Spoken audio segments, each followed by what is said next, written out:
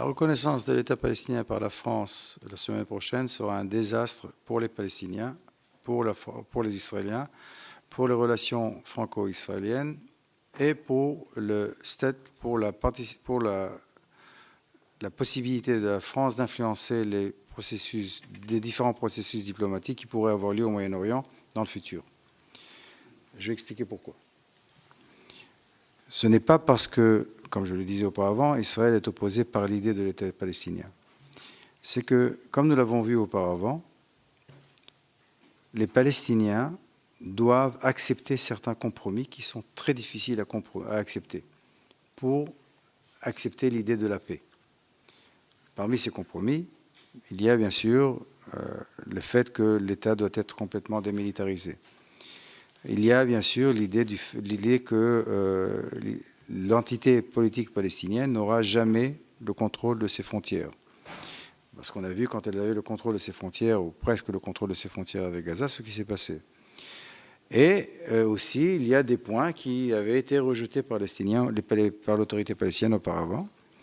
Et donc, il y a certains compromis que les Palestiniens auront à faire pour justement permettre à cette paix d'arriver. Si la France et d'autres pays occidentaux reconnaissent l'État palestinien maintenant, les Palestiniens n'auront plus aucune raison de faire ces compromis. Alors, si l'idée est d'aider à faire la paix entre les Israéliens et les Palestiniens, c'est une chose. Et là, la question est, qu'est-ce qui est raisonnable de faire? Si c'est par exemple créer des conditions qui mèneront à la reconnaissance, ou si l'idée est de faire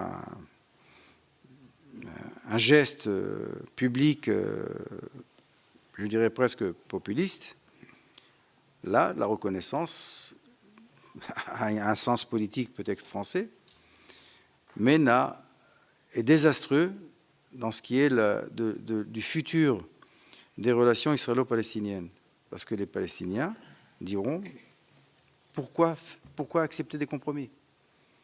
Pourquoi accepter l'idée même que l'État palestinien n'aura pas le contrôle de ses frontières? Pourquoi accepter l'idée même que l'État palestinien n'aura pas d'armée? Si nous avons reçu tout ce que nous pouvons recevoir de l'Occident. Et on voit exactement que depuis l'offre qui avait été faite par Olmert, le Premier ministre Olmert, à Mahmoud Abbas, et qui avait été rejetée par Mahmoud Abbas, la stratégie de l'autorité palestinienne était d'essayer de créer l'État sans avoir à donner les compromis. Et cette reconnaissance ferait exactement cela. Mais non seulement cela. Quand le président a parlé la première fois de cette conférence en décembre, en décembre dernier, je pense qu'il espérait que la guerre serait terminée immédiatement. Mais n'oublions pas, nous avons encore 55 otages israéliens entre les mains du Hamas.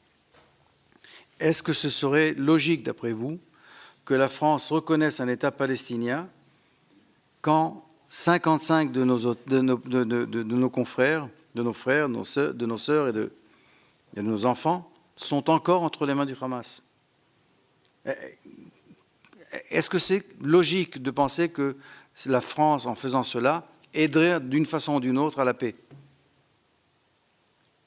S'il y a quelque chose à faire aujourd'hui, c'est demander au Hamas immédiatement de libérer les otages, de les libérer tous, inconditionnellement.